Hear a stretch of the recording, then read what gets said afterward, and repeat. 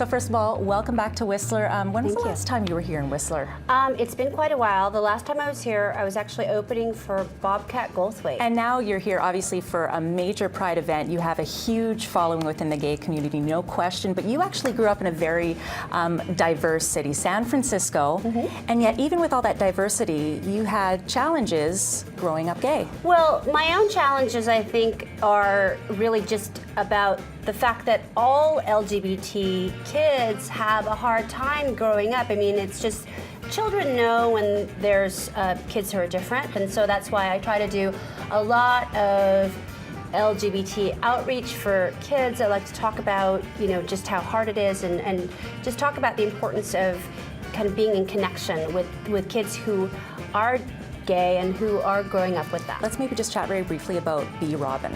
Oh, well, Be Robin is my homeless outreach that I do in order to honor the life of Robin Williams, who I think people don't understand or didn't know that he was a tremendous activist for the homeless. So I started this project called Be Robin, and it's basically in San Francisco where, you know, I go out on the street and I play music and I do comedy, and people come and donate clothing and food and toiletries and whatever, and then homeless people come and get it. This brand new awesome show, all about sex, is all about sex and intended for an adult audience. You've got a brand new show, and I don't even really need to ask you what it's about because it actually is all about sex. Well, it's all about sex, but it's also all about building a relationship to your own sexuality, and even when it's outside of relationship, people sort of always think about sexuality as being something that you connect with other people, but really it truthfully is just all about how we feel within our own bodies. And so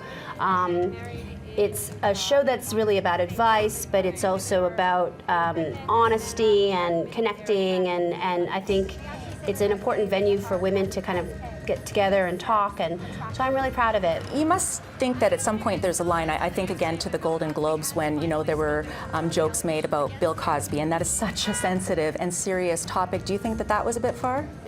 No, because I think it's really important that we talk about what's happening. I mean, I think in Canada, the major topic here is the allegations against Gian Gomeshi. I mean, this is the same issue. I think America actually has a lot of stuff to learn from Canada. I mean, we have a lot to learn from the women of Canada who are unafraid to come forward. In America, we tend to blame the victim and silence women. So I was actually very proud of the women of Canada for coming forward and telling their truths. What offends you? I think what offends me is maybe just the inability to sort of speak of something because of the overwhelming need to be politically correct, which I'm not even sure what political correctness solves nowadays. Now you're putting yourself out there so much that you're getting criticized, of course coming out as a North Korean military member, and racist? For me, you know, I'm of Korean descent. My family's been affected by the split of the Koreas for 65 years, and so I'm probably the only person that can actually make fun of North Korea without being put in a labor camp, and so I think it's actually important to do that. It's important to be able to use comedy to kind of call attention to something, but it's very weird to be accused of racism when you've been fighting against racism for your entire life. My parents really are very interesting because they came to America and they were very adamant about having a business in a gay neighborhood, and my father really wanted me to be surrounded by gay people because he felt that they could give me something that he couldn't give, that he could give me an education in art and culture and music, and so I'm really grateful to him and to my family for being that open-minded.